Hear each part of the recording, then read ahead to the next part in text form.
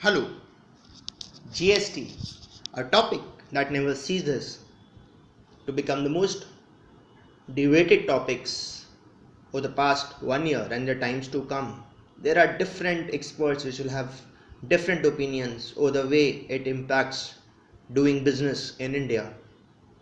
And I thought I'll give you a small presentation on GST without going much into the nitty-gritties of exactly what is taxable and what is not taxable, what is the transition provision. So those are one level down which you might as well look at with your tax practitioner.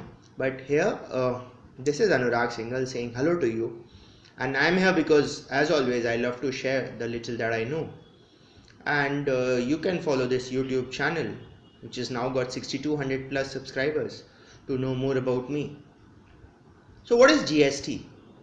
GST is a comprehensive multi-stage destination based tax that's going to be levied on every value addition. So look at the words comprehensive. That means it's going to subsume all, or in fact a majority of taxes within its ambit. Multi-stage, so it's going to be levied just like VAT on each stage and is going to add the value addition on the taxable base, and it's a destination based tax. So the tax is based on the destination and not on the origin, and this is a major change with respect to the current practices which we are following. So to recapitulate, it's comprehensive, multi-state, destination based, and is going to be levied on every value addition. Now if you look at the manner in which VAT implementation has improved revenue growth, you look at this huge spikes which have happened simply because the government chose to take a tough stance and implement VAT during 96-97. I remember traders had gone on strike significantly opposing VAT, but then look at what it has done for our country. It has done a lot of good for our country in at least the state level sales tax regime was concerned. So what are the central level laws that will come within the ambit of GST? So there is this Central Goods and Services Tax Bill 2017 which has been passed, the IGST bill, that's the Integrated State Goods and Services Tax Bill which has been passed, the UGST, that's the Union Territory Goods and Services Tax Bill, and the Goods and Services Tax Compensation to States Bill which has been passed by both houses of the parliament. And now a lot of state legislations have also been underway and they've been passed in a lot of states including Bihar, Assam and so on. The destination principle. So what does this mean? The GST structure would follow the destination principle. So imports will be subject to GST because the goods in the course of transit are eventually destined to be consumed in India and therefore will have to attract GST. Now exports, what is the destination? It is a country outside India and therefore not within the ambit of GST, so they will be zero rated. In case I make an interstate transaction within the country, the state tax is going to apply in the state of destination as opposed to that of origin. So in case I got a factory which manufactures ferroalloys in Bengal where the end consumer of the same is in Haryana, earlier the tax used to be levied in Bengal. I mean Bengal used to get the kitty, but now it's the consuming state, that is Haryana, which is going to be the beneficiary of this tax. So what are the central level taxes that are being subsumed within GST? Service tax, additional customs duty also known as countervailing duty, special additional duty of customs also known as SAD, central sales tax except a few items which will come to central excise duty and additional excise duty. So primarily this is the basket of taxes which will now be replaced by GST. At the state level we will have octroi and entry tax, the chungi which is there in this local terminology, the purchase tax, the luxury tax, tax on lottery, betting and gambling, state sales tax also known as VAT, and entertainment tax, other than entertainment tax that's going to be levied by the local body. So all these taxes are going to come within the GST regime. What have been exceptions to the GST? So alcoholic liquor for human consumption, the same shall be exclusively taxed by states, not within GST. Tax on petroleum, crude, high speed diesel, motor spirit or natural. So the entire petroleum basket is out of GST. ATF or gas. So the states will continue as per current laws to impose VAT on intrastate sales, and interstate sales will continue to attract CST. So the CST Act has not been repealed, mind you. And excise duty will also continue on petroleum products. So the government says that it is going to bring petroleum products within GST at a future date. Then stamp duties, which are levied, let's say, on transactions of property registrations, will continue to be levied by the states. Taxes by local bodies such as my annual mutation fee and the annual fee, etc. Basic customs duty and export duty, which is, for example, imposed on iron ore fines at the rate of 30% currently. So whenever you export fines above 56% grade, you will have to pay this export duty. This again will not come within the ambit of GST. So look at the current landscape where you have a manufacturer in the present IDT landscape. You have the India border, you have the state border, so you got a foreign vendor, you import goods, you pay basic customs duty, CVD, SAD, it comes to your factory. You have a foreign service provider, you import services, so you pay service tax, Swachh Bharat cess and Krishi Kalyan cess. Within an intrastate purchase, you pay excise duty, VAT. When you export out of the country, you pay no tax. And excise duty, VAT, which is in green, is eligible for credit. The red ones are not eligible for credit, Swachh Bharat cess and KKC. Import of goods, BCD is not eligible for credit, while CVD and SAD is. When you make a branch transfer, there's no tax, and the clearance is going to impose excise duty. Branch transfer from a depot to a depot is not going to attract any excise duty.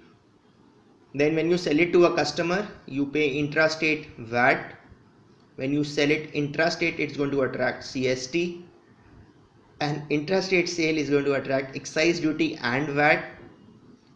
If you sell it to a customer who is interstate, he's going to pay excise and CST. Overall, I mean, a very complicated kind of a structure. Same here. So, which comes into different formats, and what I wanted to show here was, in case it's a dealer, so you have that same regime where you import, or this interstate purchase excise duty again is not eligible for credit because the dealer is living in a VAT regime. So there is this excise duty and VAT being paid in two different silos. So he does not get any benefit out of it. He does not get a benefit for CVD. Compare this with the manufacturer. Manufacturer was getting benefit for CVD, but a dealer does not get benefit for CVD because he does not manufacture per se. When he makes a branch transfer, there is no tax. Further to a branch transfer, no tax. If you make intra-state sale, that is state within the same state, it's VAT, otherwise it's CST. If you buy from a dealer intra-state, you pay VAT, which is eligible. If you get it from a dealer and you pay CST if it's outside the state, now this CST becomes a complete waste because you don't get credit for it, right? In case of a service provider, again the things is that if case you are a service provider, now look at this, you don't get if you import, let's say, a camera for recording purposes, you don't get any benefit out of BCD as well as SAD, but you get only CVD as a benefit. Excise duty and service tax can be set off against each other, but VAT cannot be. So for the dealer, VAT was good.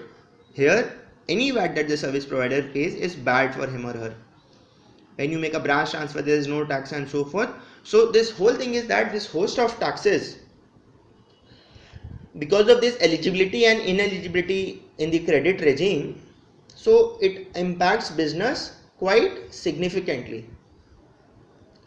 Now what is going to happen is, a service provider will, when he or she makes an intrastate purchase, you are going to pay CGST and IGST. Both of them are eligible.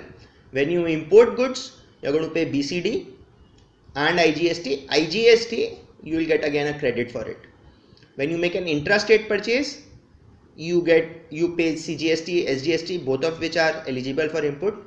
Intrastate service received, CGST, SGST, again you get a benefit for this. If you make an interstate purchase, IGST. So you see greens all over. There is nothing that you actually stand to lose in the the GST regime. Again, for a manufacturer in the GST regime, intrastate purchase sale, CGST, SGST, eligible for credit. Import of goods, BCD, not eligible, but IGST, eligible. In case you are a service, you are taking something from a service provider, you are importing service, and as a recipient, based on reverse charge, you are paying the taxes, IGST is applicable, again you are getting a credit for it. Export of goods, no tax, same as the thing. Now on clearance, there is no tax when you move it to a depot, but if you make a branch transfer, you have to pay IGST, which if you compare with the previous regime, there was no transfer in case of tax in case of a branch transfer, because you used to do it under Form F. But here, even if you transfer from one depot to your other depot, you have to pay IGST. Now this is a big thing, and then CGST, SGST continues as before. So the critical thing is everything almost except BCD becomes eligible for input here. But when you make a branch transfer, you have to pay IGST, which is you can set off when the branch further makes that sale to a customer and pays CGST and IGST. But yeah, IGST has this set off mechanism also, which is there. Now, so basically, we were trying to understand how this impacts the value chain of buying raw materials from a manufacturer for a manufacturer when he sells it to a wholesaler or warehouses. It's the same, and then to a retailer and final sale. So that was kind of the thing. So now value addition at each stage will only be subject to tax. So it's going to be a multi-stage tax, something very similar to the existing VAT structure. Whether every assessee needs to be enrolled under GST, all existing taxpayers, whether under central excise, service tax, central sales tax, entry tax, or luxury tax and entertainment tax, everyone needs to be registered under GST. And what are the procedures? The registration will be PAN based, and it's going to serve the purpose for both CGST and SGST, that is the central as well as the state. It's going to be a unified application to both authorities, and each dealer is going to be given a unique GSTIN. That's your identification number under the GST regime, and it's going to have a deemed approval within 3 days. I think most of businesses, at least the larger ones, have at least obtained registration so far. So who shall apply for registration on the basis of threshold limit? So the threshold limit is an aggregate turnover of, in a particular financial year, whether it's taxable supply of goods or services or both, of more than 20 lakhs. The moment you cross 20 lakhs, you need to be registered under the GST regime. And suppliers who are making taxable supplies from special states as per the article 279A4G shall be liable to register if the aggregate turnover is more than 10 lakhs. So for normal Indians, it's going to be 20 lakhs, but for these special cases, it's going to be 10 lakhs. What is aggregate turnover? It's the value of all taxable supplies, exempt supplies, exports of both goods and services, and whether interstate, and everything will have to be computed on a pan-India basis, and then your aggregate turnover needs to be computed. So these people will have to necessarily register themselves, the ones who are making any intrastate taxable supply, casual taxable persons making taxable supply, under reverse charge mechanism, the ones who are liable. So for example, if you are obtaining these goods transport agency services, then you need to necessarily be registered under GST. Categories of services, the tax on which shall be paid by the e-commerce provider, mandatory. Non-resident taxable persons making taxable supply to the country, you have to register. Anyone who is required to deduct TDS will have to register under GST. Persons who supply on behalf of other registered taxable persons, whether as an agent ISD, the input service distributor. So even if you are a corporate level head office and you are acting as an input service distributor for your units, you need to obtain a separate GST registration.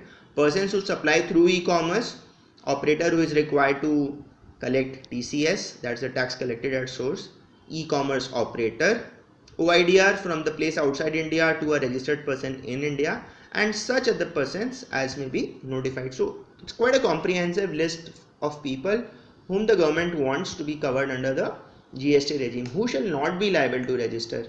Any person exclusively engaged in the business of supplying goods that are wholly exempt from tax under CGST or under IGST Act.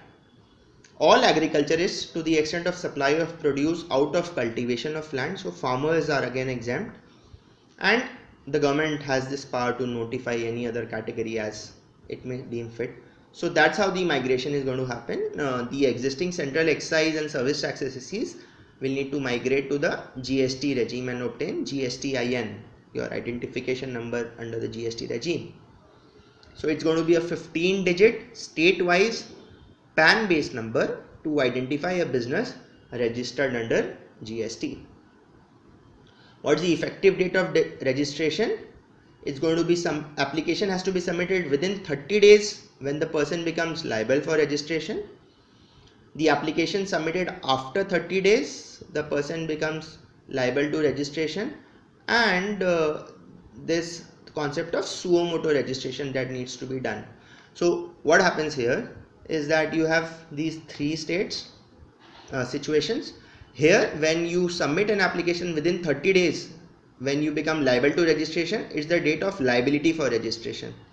If you make an application after 30 days, so when it's beyond the limit, the day you are granted that registration, that's going to be the effective date of registration for you. And if you are making a suo motu registration, so where even if you have not crossed the threshold but you still want to be registered under GST, then the date of application is going to be the effective date of registration. What is the GST rate structure? Primarily, it's going to be 0% for essential items including foods. A lot of them are within the 5% regime. 12% is going to be the standard rate. Most goods and all services are covered under 18%, and luxury items, tobacco, aerated drinks and other demerit items are covered in the 28% regime. So exempt is food grains, cereals, milk, jaggery, common salt, coal, sugar, tea and coffee, drugs and medicine, edible oils, Indian sweets come under the 5% regime.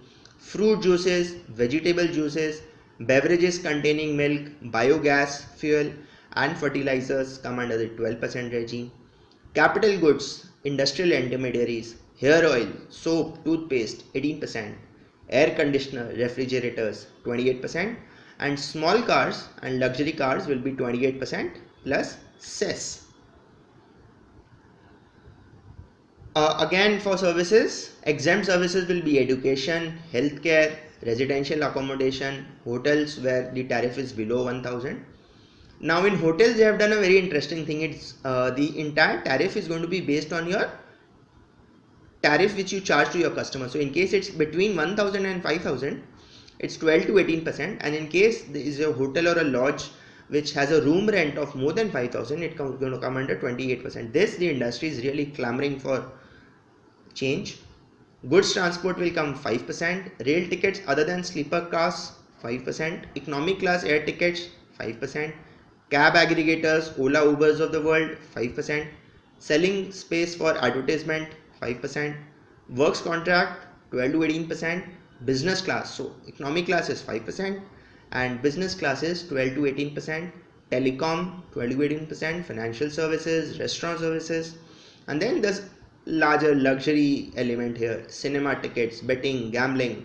The richest of the rich in this country are going to pay this tax. So how is GST going to have a likely impact? It's going to have an impact on your cash flow, because let's say you are making a branch transfer which was hitherto exempt from any taxation, but now your working capital is going to be blocked there. It's going to impact your prices and margins because of the further set-offs that you will be able to take. For example, if you are a service provider who was hitherto not being able to take any input for VAT, now your margins are going to expand because of that. Again, your logistics strategy, your supply chain has to change, and we'll come further on this. IT systems have to be geared to facilitate this online matching system, and vendor customer contracts again need to be looked at, as well as business processes. So it's a multifold impact where you need to really be prepared. So what's going to be the tax collection in case of intra and inter state or union territory supply of goods or services? If it's intra-state or UT, and if it is interstate, then it's IGST, or otherwise it is CGST. So if it is like Bengal to Bengal, it's going to attract CGST plus SGST, that's West Bengal level GST. And if it's a union territory, it's going to be UT GST. But it's like a Bengal to Bihar, it's going to attract IGST. What is the time of supply? The general rule is it's going to be the earliest of the date of issue of invoice, the time limit within which invoice is required to be issued. So for example, the contract says that I will supply coal to Coal India and need to raise the bill within the 5th of the month.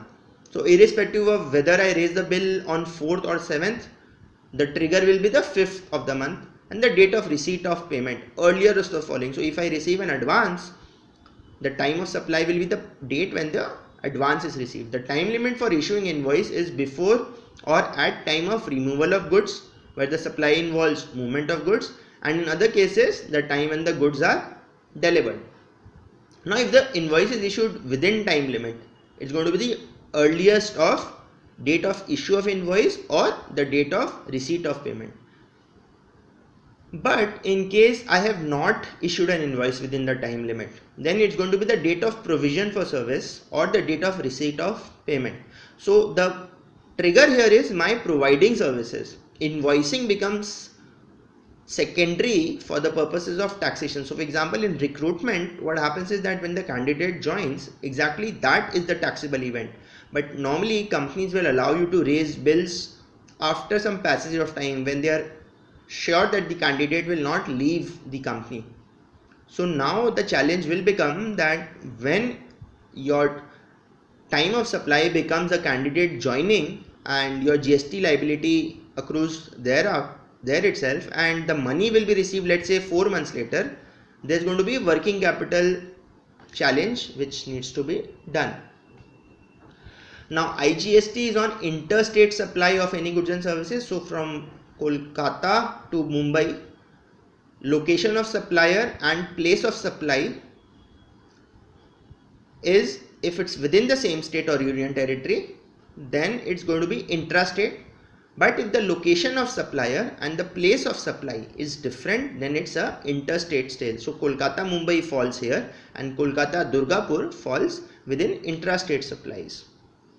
So supply of goods imported into the territory of India, supply whether the supplier is located in India and the place of supply is outside India, exempt. Supply to or by SEZ developer or SEZ, supply made to a tourist, and supply within taxable territory which is neither intrastate or covered anywhere under the Act. So this shall be treated as interstate supply. GST is required to be calculated on the value of the taxable supply. What is that? Value of the supply is the transaction value in scenarios where the buyer and the seller are not related. So it's an arm's length transaction primarily, and price is the sole consideration. It's the moment there are related party transactions that happening, then you might not really want to look at transaction value alone as the value of supply, because there might be inherent considerations of the relation which comes in. Therefore, but the base is always going to be the value of supply, which is transaction value plus X in case the buyer and seller are thing. And how do you utilize this input tax credit for making payment toward the output tax? So if you have an IGST credit, it needs to be first used for IGST. So IGST gets set off, then CGST, and then SGST. So interstate, whatever transaction that you do, you will be able to eliminate it completely. I mean, knock it off. But the moment you pay CGST, that's the Central Sale Goods and Services Tax, you knock it off against as CGST, it's fine. IGST it is fine, but SGST you will not be able to pay. So this central level levy cannot be used to set off your obligations under SGST or UTGST. And the moment you have any credit under the state GST, you can utilize it for the state level liability and IGST, but not for CGST. So central cannot be set off against state and state cannot be set off against central. One good thing is this fungibility of taxes interstate, VAT and service tax, which we had looked in the value chain for a dealer, for a service provider and manufacturer. This is currently not allowed, and GST is going to change this. Thus the cost of procurement and consequently margins, that is the bottom line of corporates, are going to be impacted. So if you look at the intra-company transactions that are proposed to be taxed under GST, things like I am seconding my employee from one company to the other. Let's say within the Aditya Birla Group, someone moves from the metals and mining business to the financial services business. It's a secondment arrangement. That also, now there it's a separate thing. So there are two separate legal entities which still today will have to do that. But here it's intra-company. That is within the same company, I am seconding people from my head office to a factory. That becomes a taxable transaction. Sharing of common expenses between related companies will be taxed, though the receiving entity will be entitled to avail credit of tax charged by the supplying company. So for example, if I have got a corporate headquarter, okay, and of ITC, and that is shared between the 5-6 special companies that are prepared. So let's say one company has been there for personal care and one care, while in ITC that is not the structure. But what I am trying to say is that, for example, there are 6-7 entities and the promoter company, let's say Tata Sons, is distributing some common expenses to the steel, cement, steel and TCS and Tata Motors. That again will be taxed. But the idea is that its set off is available, so it's only going to have something in form of working capital as a challenge. How does e-commerce industry come under the heat here?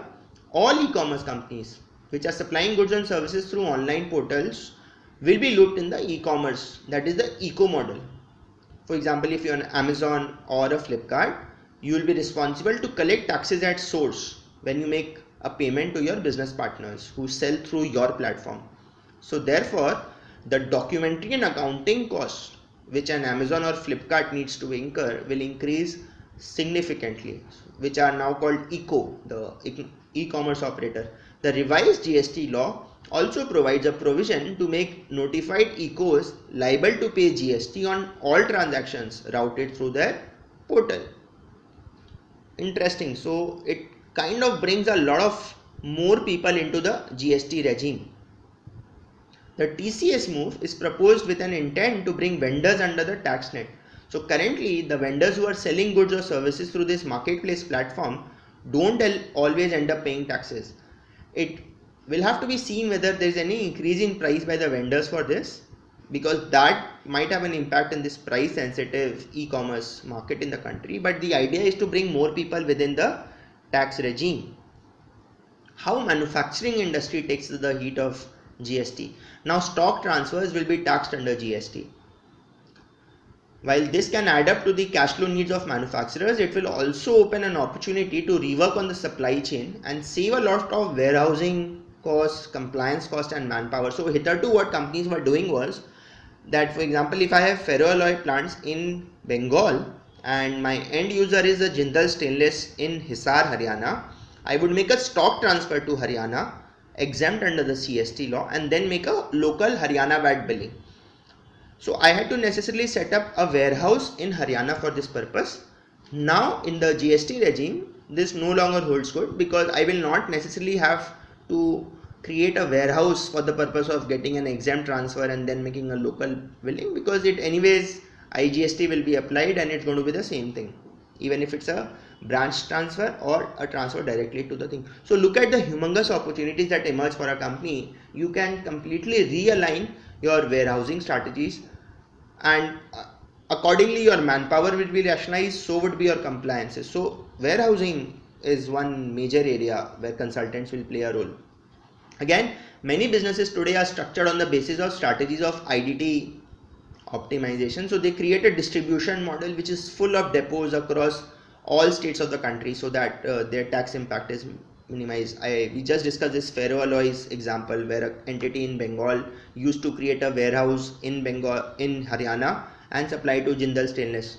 Many activities such as trading are restricted from factory premises and are often discouraged, more or less equal in all situations. Activities such as assembly are often the topic of dispute between business and the government on whether this will amount to manufacture. These things are now kind of changed. Plant locations are often determined by the fiscal incentives that the central or state governments give, such as excise fee zones or state subsidies.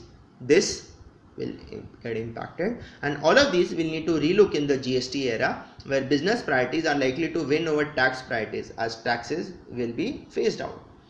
Now, a smooth transition to GST for a corporate requires a holistic approach. How? You need to map your as-is scenario and assess the fiscal and other impacts of GST. So, where is your value chain getting impacted by this? Were you paying input VAT and being a service provider, not being able to take the benefit of it?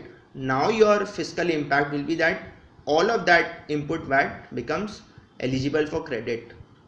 That impacts your verticals significantly. And then analyze a lot of what if scenarios. What if I make a stock transfer and sell to my customer? What if I sell to the customer directly?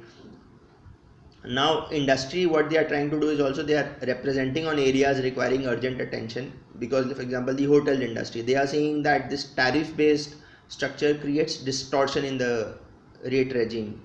5,000 and above 28%, 1,000 to 5,000 12 to 18%, those things. And post the final GST law and procedures and rates, then you need to revise your hypothesis and approach and validate your assessments that you had taken earlier, and look at what will be the now viability of the new projects that you were trying to undertake only on account of the indirect tax optimization. So setting up a plant in Uttaranchal or setting up plant in Baddi, that is a strategy that might need to be relooked at. Firming up the final operating model, such as consolidation of warehouses, as we discussed, deployment of IT patches, so that because GST, one significant thing is just like Form 26AS of income tax, each transaction will have to be mapped correctly for you to avail credit. So your vendor will have to upload it correctly into the system, only then it can be used for credit for you. Your internal roles and responsibilities will need to be changed from a tax standpoint, and you need to finalize a detailed implementation plan, such as negotiation with suppliers, vendor communication. So for example, at CA Job Portal today we are receiving a lot of mails from various clients of ours where they are looking at our GST numbers and seeing whether we are compliant with GST to issue invoices under the GST regime, how our IT systems get up, and so forth. So IT systems and supply chain related changes are, I think, the crux of the whole matter. Now your procurement contracts will need to be freshly drafted in wake of the changes that have happened in the GST with respect to timing. So I will now need to look at my client and say that okay, the candidate joins your company, I need to pay GST from my pocket. You are going to pay me after 5 months. Who is going to pay for the working capital thing? So interestingly, those are going to be the topics of discussion in the times to come. Long-term contracts, how are the tax changes going to happen? So example, what if diesel comes now under the GST in the times to come? There are a lot of tenders of, let's say, Coal India or NTPC, where escalations is linked to the changes in the diesel prices. Now what do you do there? You need to revise your tax compliance setup. 37 returns in a year. Your compliance calendars need to be changed, your manuals and templates, communicating with your stakeholders including vendor or channel partners, and then your pending litigations. What is going to happen now? That remains a big bone of contention. And once you are getting closer to the GST, so now we are already in the last 30 days of GST, as in case 1st July as a date does not get extended, then you need to test your IT systems, your SAP or Oracle or whatever ERP that you're doing. Your vendor master needs to be updated, your price list need to be change and handling the cutover and migration related issues. You need to implement processes to manage the potential cash flow impact on stock transfer, for example.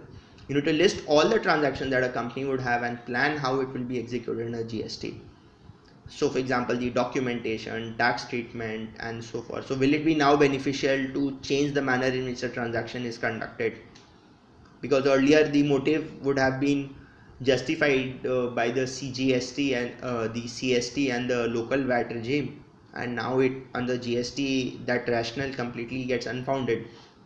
And then you need to take stock of your vendors and their preparedness. Are they registered under GST? Are they prepared to handle the robust GST compliance? Do they need support? Because unless the vendor also charges GST and uploads that in his or her return, you will not get a credit for it. So your job now becomes all the more complex because of this transaction level matching that is going to be done by the GSTN portal. The key imperatives for companies therefore will be to understand the broad contours and the framework of the law, likely impact of the new levy on businesses, and take appropriate steps to make sure that the processes are in alignment with the changing times and this financial impact, let's say, of the cash flow and of the profit expansion.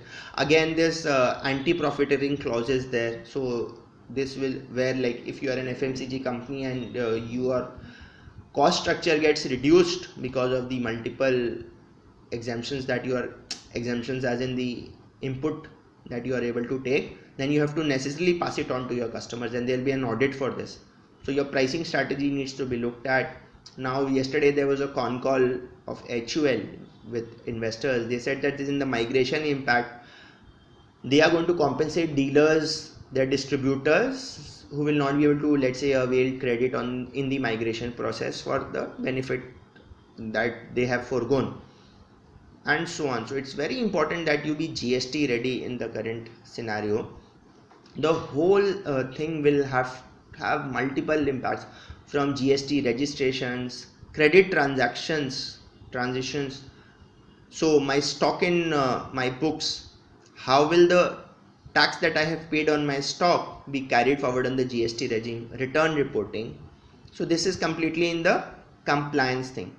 If you look at advocacy, right now the challenge is make sure that you liaise with the government and ensure that, let's say, Baba Ramdev, he's saying that no, Ayurvedic goods should not be at 12%, they should be at 5% because it's in the interest of the common man. The solar industry recently clamored for revision and the government had to clarify that solar panels will be 5% and not 18% given some conditions. Time and place of supply, treatment of incentives. So how will incentives cover, for example, state tax deferrals and holidays? How will they get impacted? How will valuation? So now at this level, a lot of liaising needs to be done. If you look at an impact assessment, how your revenue stream is going to be impacted now with the benefit of, let's say, you being within that state and being able to supply, so that the customer gets a benefit in the VAT input, gets nullified because now it's one India. So are my revenue streams going to be impacted? How are my procurement streams going to get changed? Because in the import also there are a lot of changes that have happened. In the e-commerce things, it has changed. Costing, pricing, working capital, availability of credit of GST including transitional credits. That's two, which is the indirect tax impact assessment. In terms of the supply chain, the entire operating model needs to be changed with respect to warehousing, whether you make it in-house or whether you outsource. So your contract manufacturing strategy, your supply chain processes, working capital and contracting. Now there are, when you do a job work, again GST brings a host of changes in the administration regime. So you need to look at whether how this impact. One impact, for example, is that when I make a capital expenditure, now I can take the entire credit within the first year instead of doing 50% in 1 year and the 50% in the next year. Now accounting and reporting will have tax credits issues. Assessment in accounting entries, revised chart of accounts needs to be changed in compliance with the accounting standards and the entire risk and all. Then you have technology and refresh. So your ERP will needs to change. Your compliance with GST and requirements. You are getting systems ready for audit and automation. Compliance we've already covered with respect to the returns and the transition provisions. Program management, planning, governance forums and so forth, and then change business management and training. So you need to facilitate your business as being ready. So this is the CEO's role within the GST impact. So make the GST emerge as a benefit for your organization. Be ready. I think that should be the mantra. In terms of the readiness checklist, this is very interesting. So you will have to check what are the rates of GST that is applicable to my products or services. Which of the current indirect taxes such as customs, excise, VAT, CST, service tax will cease to be applicable on me post GST coming into the picture? What tax credit would I be able to claim against my GST liability? What is CGST, IGST and SGST?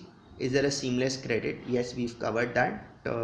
Except central and state and central, everything else you can knock it off with each other.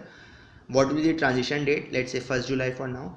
Last date of registration, we've covered that. Is it already overdue? Yes. Then what happens to my credit balances in case I have a credit balance and refunds against the present taxes, VAT refunds, SENVAT credit and set-offs and tax holidays?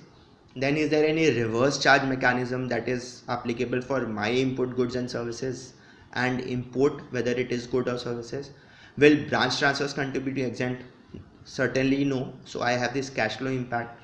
Will there be additional input cost due to vendors charging a higher GST rate? Yes, certainly in most cases, depending on which item do I have in place. Will I be able to claim set off? Yes, depending on that chart that we discussed. Do I have a single tax return or there are multiple tax returns, state-wise tax returns? Yes, there are 37 returns that you need to file in a year. And then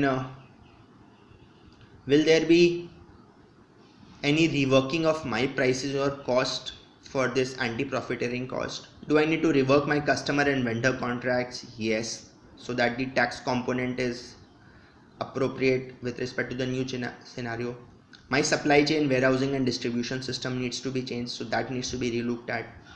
Certainly that there might be additional working capital or blockage of funds.